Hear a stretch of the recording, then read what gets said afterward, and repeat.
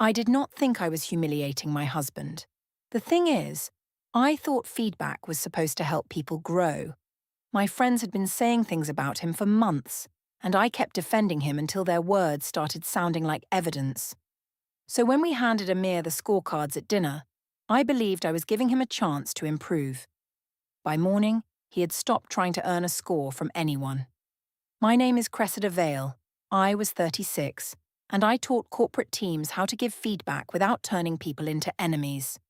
The thing is, I saw myself as the woman who could make hard truths sound useful. 3 markers, 2 flip charts, 1 red pen, and of course I believed a clean form could keep a room fair. That morning the training room smelled like printer ink and burnt coffee. 20 managers sat in a half circle while I wrote 1 sentence across the whiteboard with my red pen. Feedback should protect dignity. I said people stopped listening when criticism became public shame. They nodded because I made it sound simple. Leah, the youngest manager in the room, stayed after and told me I looked like someone who could outgrow any room before the room noticed. I laughed because it sounded elegant, not dangerous. She asked if my husband liked that about me. I told her Amir liked practical things. Good shoes, safe routes, paid bills. I said it with warmth, or close enough to warmth that nobody could accuse me. Amir Haddad was 39 and worked as a city transport safety engineer. He loved through checked tyres, packed lunches, and notes about road closures before I drove anywhere. Years before, when I started consulting, he sat on our living room floor cutting feedback cards for my first workshop because the print shop had made them too large. He did not understand half my methods, but he stayed up until 2 trimming the edges clean. That was real. I do not need to edit that part. Later, at the coffee bar near my office, Becca and Dana were waiting. Nora sat with them, quiet over a cup of mint tea. Dana said Amir had kind eyes, which was what people said when they could not say impressive.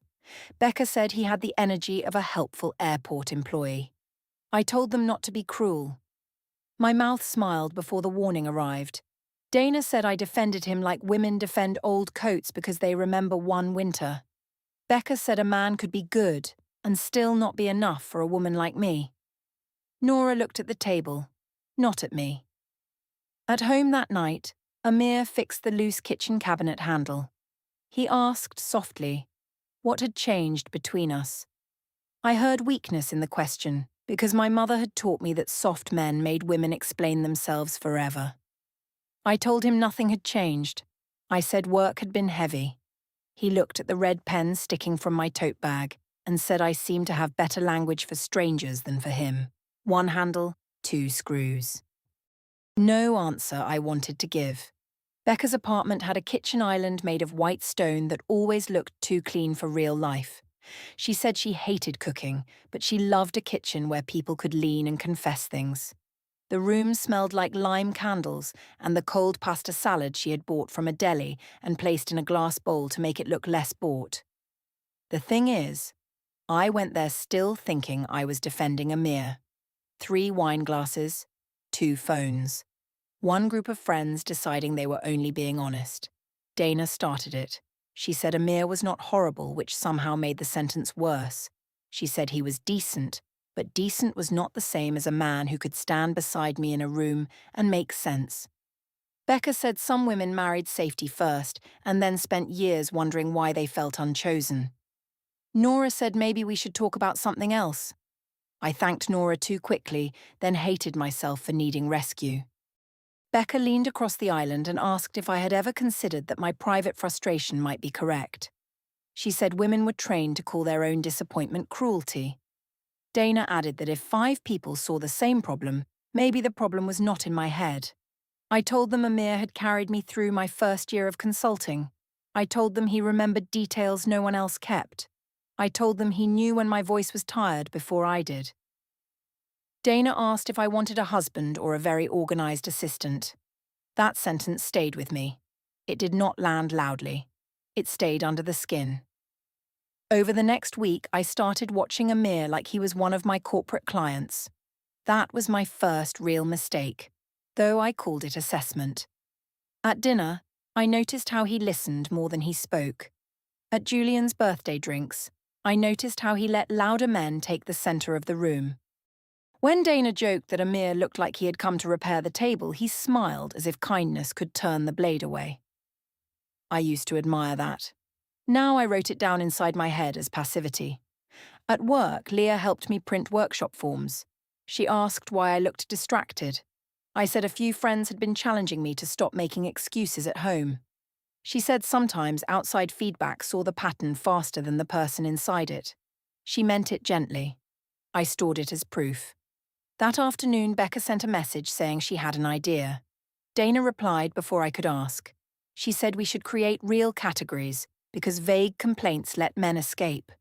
Becca listed them first: ambition, social presence, romance, emotional maturity, leadership, masculine energy. I stared at masculine energy for a long time. The phrase looked cheap. It also looked like the thing nobody wanted to name. I told them this was going too far. Becca answered that I spent my whole career teaching people to receive difficult feedback. She asked why my husband should be exempt from growth. Growth. That was the word that opened the door. By midnight, I had made the form.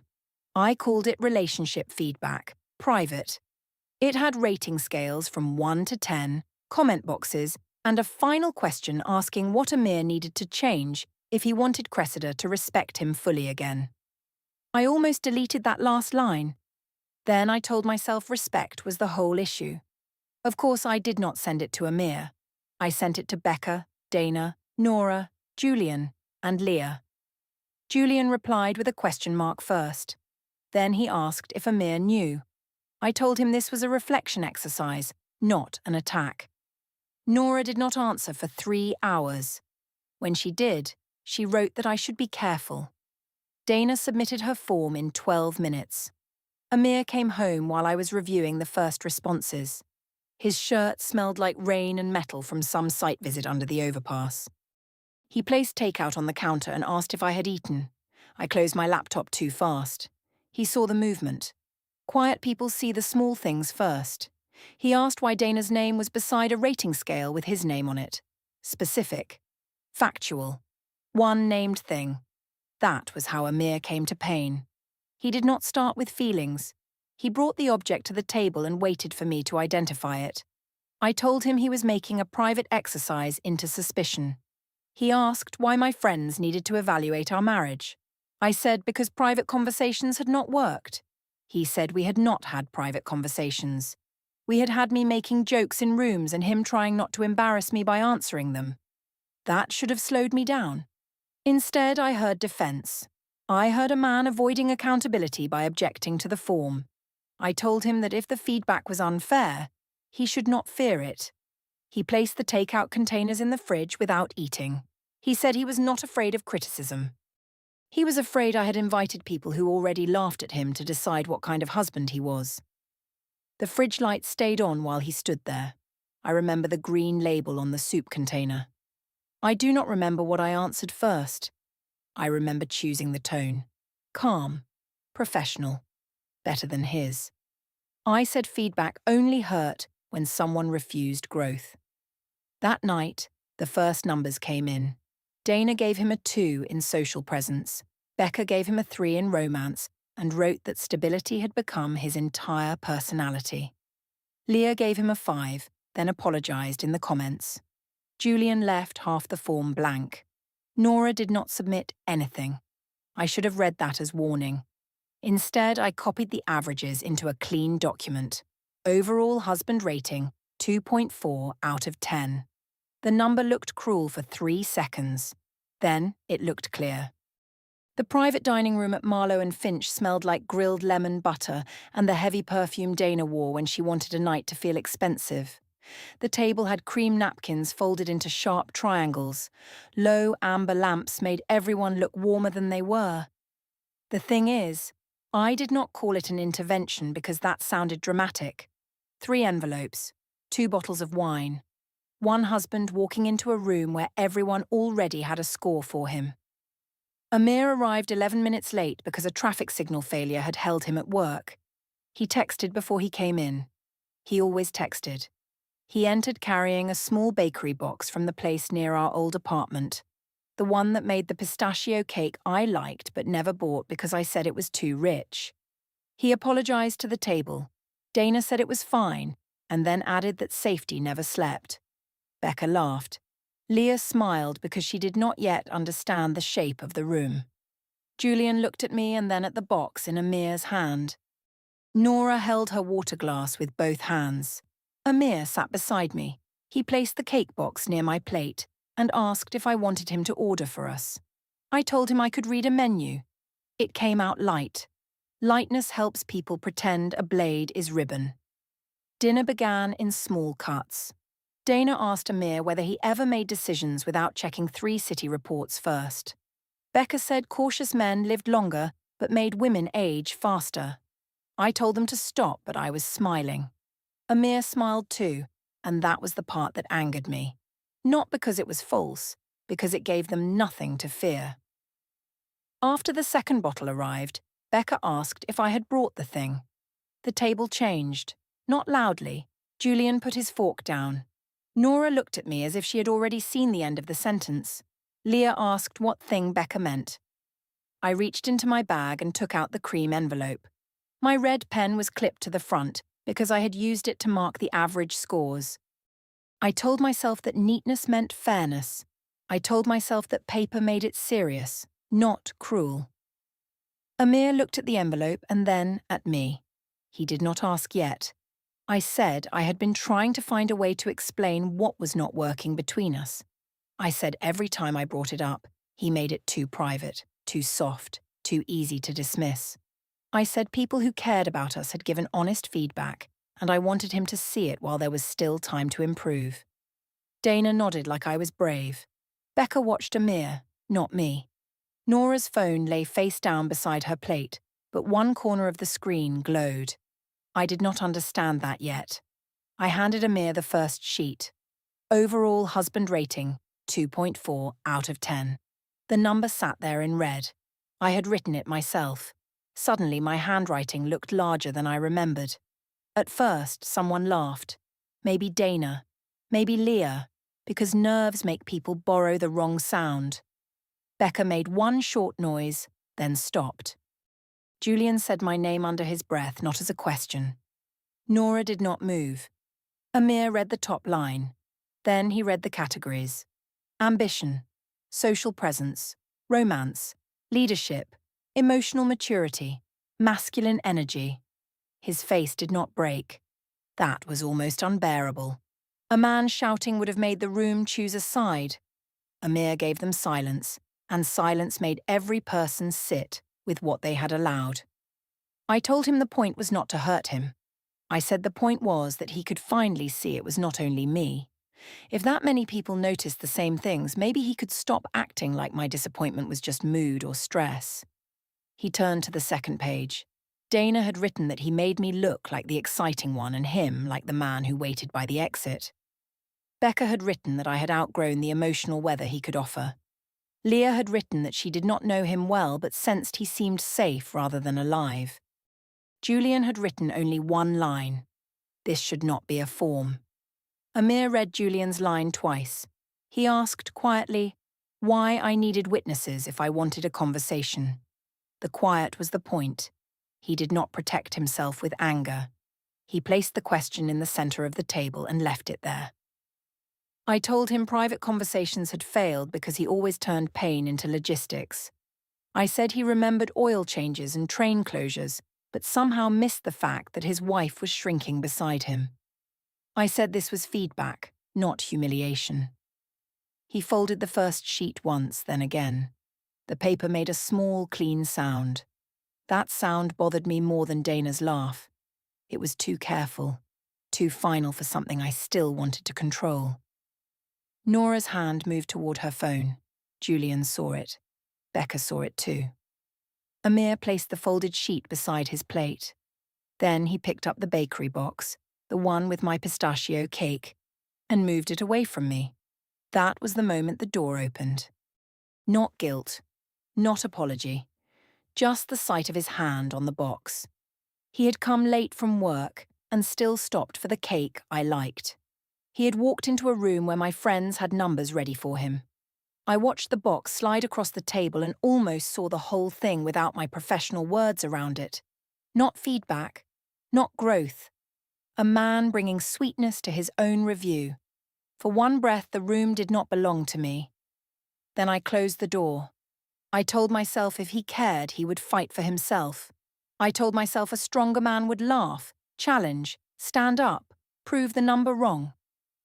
I reached for my glass and said he was making the room uncomfortable by treating feedback like an attack. No one helped me. That was the first time I noticed it. Becca looked down. Dana checked her phone. Leah's face had lost its eager brightness. Nora turned her screen over, and I saw the red line for a second before she covered it. Recording. The word entered and left me before I could use it. Amir asked the server for his part of the bill. The server looked from him to me and then nodded too fast. Julian stood as if he might follow, but Amir lifted one hand. Not rude. Clear. He said he understood where he stood now. Then he took the folded scorecards, left the bakery box unopened on the table, and walked out. The apartment smelled like cold takeout and the lemon cleaner Amir used when he could not sleep. The scorecards lay on the kitchen table the next morning in a neat stack. He had not hidden them. He had not thrown them away. He had placed my red pen across the top like a bookmark. The thing is, home makes public feedback look different. 3 pages, 2 coffee cups. One husband making only his own breakfast. I tried the kind of apology that sounds safe because it never kneels. I said the dinner had become more intense than I planned. I said I should have handled the delivery better. I said the content still mattered even if the format had been difficult. Amir stood by the sink rinsing his mug. He said the format was not a detail. He said I asked people who mocked him to put numbers on his worth, then handed him the average like a bill. I told him worth was a dramatic word. I said nobody had rated his soul. We had rated patterns. He dried the mug slowly. He said I always did that now. I changed words until the thing looked smaller. Shame became feedback. Public insult became accountability. A table full of witnesses became support. That was S4 Amir. He was no longer naming one event. He was naming the accumulation. I did not like it. Accumulation sounded too much like evidence. He said he knew he avoided conflict. He said he had let Dana make jokes because he did not want to become a man who fought his wife's friends for respect she should have protected first. He said he understood now that his silence gave people room. There it was. The true thing. The open door. I could have taken his sentence and met him there. Instead, I stepped over it. I told him that if he knew his silence was part of the problem, then he should not punish me for showing him the cost. He looked at me for a long time. Then he put the mug in the cabinet instead of leaving it beside mine. 1 shelf, 2 mugs apart. No speech. By noon, his sister Samira called me. She did not yell. That would have been easier. She asked if it was true that I had given her brother a husband rating at dinner. I said Amir had shown her one side. She said he had shown her 1 photograph and no commentary. The scorecard did the talking. I heard family interference. I heard a sister taking her brother's soft sadness and turning it into power. I told Samira that I had tried for years to tell Amir I needed more. She said maybe I had. Then she asked why more required a group score. That question had no soft place to land, so I called it unfair and ended the call before my voice changed. After that, the circle started moving. Julian stopped answering the group chat. Leah sent me one message saying she felt strange about the dinner and hoped Amir was okay. Nora wrote that the recording existed because she got scared I would later say nobody reacted badly. I read her message twice, then put the phone face down on the counter. Becca still replied, but slower. She said people were overreacting. She said Amir was using quiet pain as social currency. She said I should not fold just because everyone suddenly loved the wounded husband role. The words should have warmed me. They did for half an hour. Then I saw she had not liked Dana's joke in the chat. That was new. At home, Amir became logistical. He labelled his groceries with blue tape, not because I would take them, but because he wanted separation visible. He moved his work laptop from the dining table to the small desk in the guest room. He stopped asking if I had evening workshops. He still paid the electricity bill, but he forwarded me the receipt instead of mentioning it while making tea. I told myself he was punishing me with systems. That was easier than seeing he had stopped negotiating for warmth. 2 days after the dinner, I opened a new document. A mere improvement plan, 90 days. The title looked clean, useful, professional. Under areas for change, I wrote social confidence, romantic initiative, leadership, emotional presence, public assertiveness. The red pen sat beside the laptop. I picked it up and wrote notes in the margin because typed words felt too flat. Amir came out of the guest room and saw the document. He did not come closer. He asked if this was another group project. I told him it was a way forward. He said a way forward usually required both people facing the same direction. That sounded poetic, which annoyed me because Amir was not supposed to be the poetic one. I said he could mock the structure, or he could use it. He answered that I kept calling cages structures when I built them for him. Then he did something small. He picked up the red pen from beside my laptop, placed it on top of the old scorecards, and slid the stack into a plain folder. No anger, no raised voice, just the object, gathered and stored. I told myself he was being theatrical. I told myself he wanted to look noble. I told myself calm men knew exactly how to make women look cruel. But that night, when I passed the guest room, the folder was not on the desk anymore. His laptop bag was open. The folder was inside it. Something had broken inside the walls, and he had packed it carefully. The brunch was my idea, which matters. Nobody forced me. Becca did not plan it. Dana did not carry the folder. I sent the message myself and called it a chance to clear the air. The restaurant had pale wood tables and little glass vases with single yellow flowers that looked too cheerful for the morning. The thing is, I still believed the right room could fix the wrong reaction. 3 chairs filled, 2 empty, 1 folder on my lap. I had told Amir it would be private, not alone, private. The difference seemed useful when I wrote it. It looked worse when he walked in and saw Becca beside me, Dana by the window, and Leah near the wall with her coat still on. Nora's chair stayed empty. Julian's chair stayed empty too.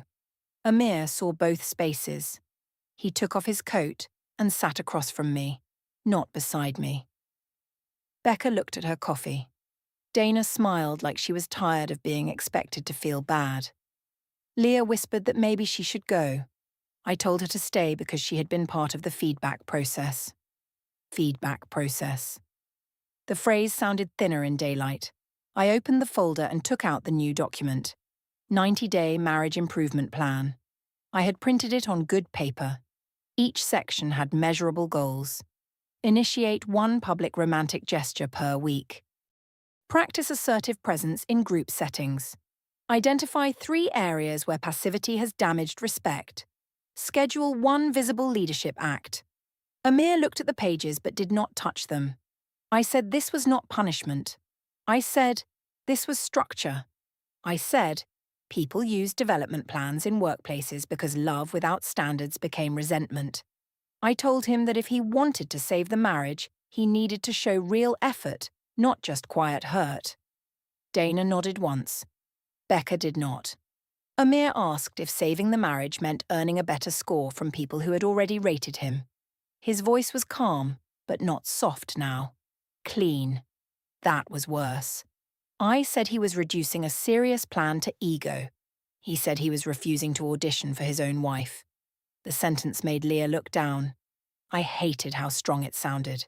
I hated that he had found language that could stand without my help.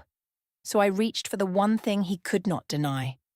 I told him he had let my friends insult him for months and had never once defended himself.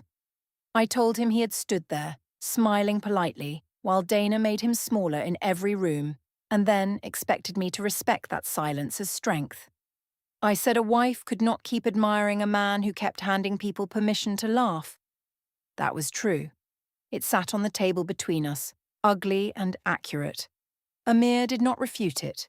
His hand moved once toward the water glass, then stopped. He said I was right that he had stayed silent too long.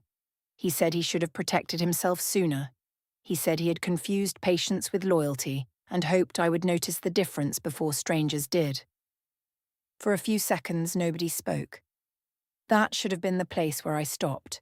Instead, I heard only the first part. You are right.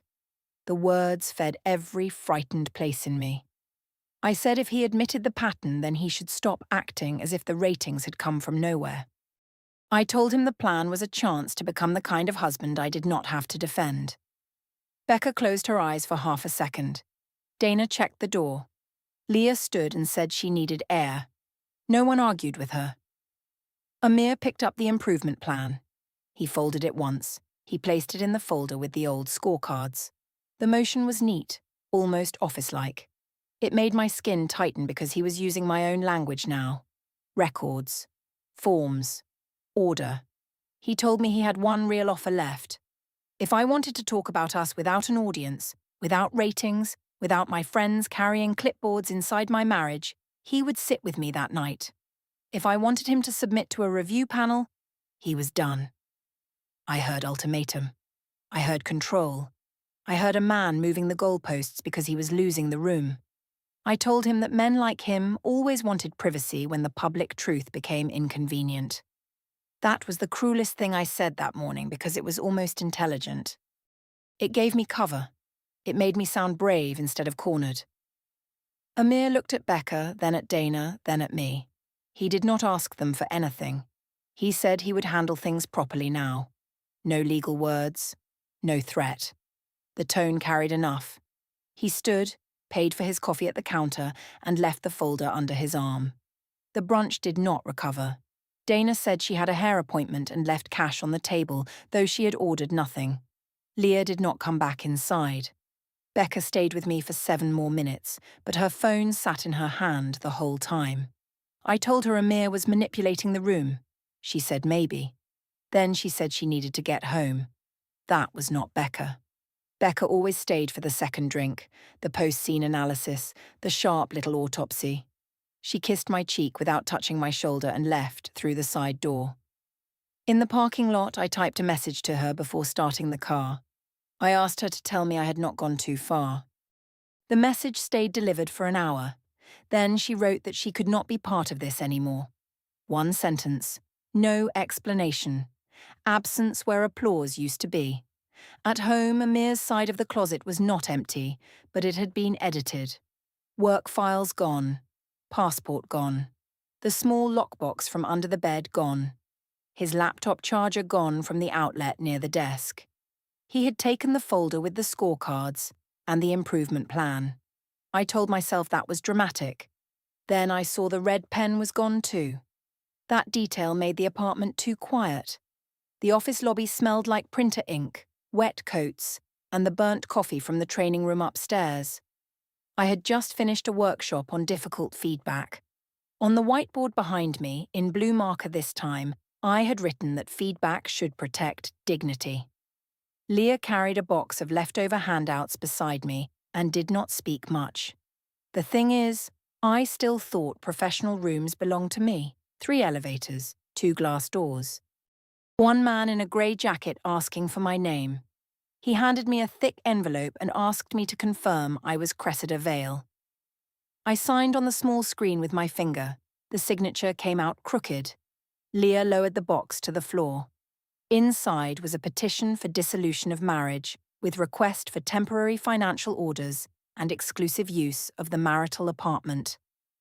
The first hearing date was 6 weeks away. Behind the petition were copies of the scorecards, the 90-day plan, screenshots from the group chat, and a transcript from Nora's recording at dinner. My own sentence sat in the middle of one page. I had said that now he could see it was not only me. I pressed the papers back into the envelope, then opened them again because closing them did not remove the words. Leah looked past my shoulder at the training room door. She said softly that I had just taught them not to do that. Not cruel. Not loyal, just true. I told her it was private. She looked at the envelope in my hands and did not answer.